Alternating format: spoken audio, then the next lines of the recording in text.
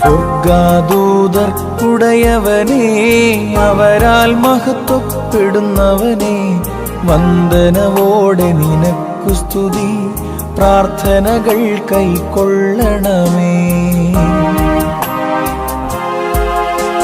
ത്രിയേകാമേകത്രയാം ഏകദൈവവുമായുള്ള പിതൃസുത പരിശുദ്ധാത്മാവാം സത്യപരനേ.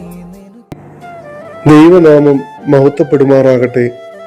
ലോകം മുഴുവൻ നിങ്ങളെ ഒറ്റപ്പെടുത്തിയാലും, ലോകം മുഴുവൻ നിങ്ങളെ വേണ്ട എന്ന് പറഞ്ഞാലും, നിങ്ങളെ ഒന്നിനും കൊള്ളില്ല എന്ന് പറഞ്ഞ് മാറ്റി നിർത്തിയാലും, നിങ്ങളെ സ്നേഹിക്കുന്ന, ചേർത്ത് നിർത്തുന്ന ഒരു യേശുതമ്പുരാൻ നമുക്കുണ്ട് എന്ന് നാം ഓർക്കുക. പുറജാതിക്കാരിയായ ഒരു സ്ത്രീ ജനങ്ങളെല്ലാം വെറുത്തിരുന്ന, മാറ്റി നിർത്തിയിരുന്ന ഒരു ദേശത്തു നിന്നും തൻ്റെ മകൾക്ക് വേണ്ടി കണ്ണുനീരോടെ യേശുതമ്പുരാന്റെ അടുക്കിലേക്ക് കടന്നു വരികയാണ്. വിശ്വാസത്തിന്റെ ആഴം എത്ര വലുതാണ് എന്ന് നമുക്ക് കാണിച്ചു തരികയാണ് ഈ കനാനിയ സ്ത്രീ. അവളുടെ പ്രാർത്ഥനയ്ക്ക് ഉടൻ മറുപടി ലഭിച്ചില്ലെങ്കിലും അവൾ മടുത്തു പോകാതെ നിരന്തരമായി യാചിച്ചു കൊണ്ടിരുന്നത് കൊണ്ട് കർത്താവ് അവളുടെ ആഗ്രഹം പോലെ മകൾക്ക് ഭൂതബാധയിൽ നിന്നും മോചനം നൽകുകയാണ്.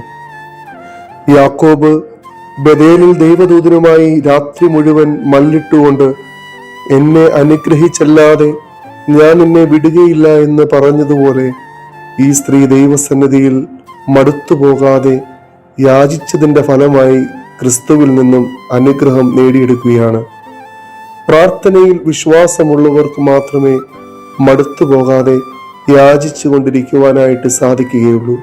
പ്രിയമുള്ളവരെ, എവിടെയാണോ നീ കരഞ്ഞത് അവിടെ കർത്താവ് നിന്നെ മാനിക്കും. എവിടെയാണോ നീ നിലവിളിച്ചത് അവിടെ ദൈവം നിന്നെ ഉയർത്തും. ഒരു പുറജാതിക്കാരിയായ സ്ത്രീ കർത്താവിൽ ഇത്രയധികം വിശ്വാസമർപ്പിച്ച് ക്രിസ്തുവിനെ രക്ഷിതാവായി സ്വീകരിച്ചുവെങ്കിൽ നാമും എത്ര മടങ്ങ് അധികമായി ക്രിസ്തുവിനോട് ചേർന്ന് ഇരിക്കുവാൻ കടപ്പെട്ടവരാണ്. അവളുടെ വിശ്വാസ പ്രഖ്യാപനമാണ് കർത്താവേ ദാവീദുപുത്ര എന്നോട് കരുണ തോന്നണമേ എന്ന പ്രാർത്ഥന. നാമും മടുത്തു പോകാതെ നിരന്തരമായി പ്രാർത്ഥനയിൽ മുഴുകിയിരിക്കുവാൻ ഈ നോമ്പുകാലം നമുക്കുതകുമാറാകട്ടെ. അതിന് ദൈവത്തിന്റെ പരിശുദ്ധാത്മാവ് നമ്മെ എല്ലാവരെയും ശക്തീകരിക്കട്ടെ എന്ന് പ്രാർത്ഥിക്കുന്നു. ദൈവം നമ്മെ എല്ലാവരെയും വാഴ്ത്തി അനുഗ്രഹിക്കട്ടെ.